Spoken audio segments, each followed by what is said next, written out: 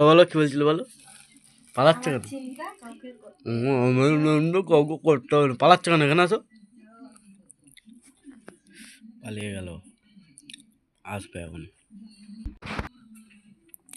তারপর বলো, তারপর বলো কি তারপর? আমার চিন্তা করতে হবে না কেন?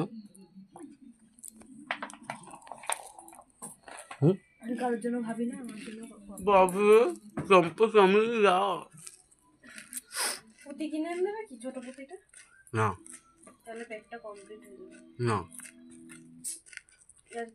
সিরিয়াস বলছি, হোক সিরিয়াস বলছি, পুঁতিটা কিনে এনে দেবে? না। পেন কোথায় রেখে দেবো? মুখের ধারে এনো না সব।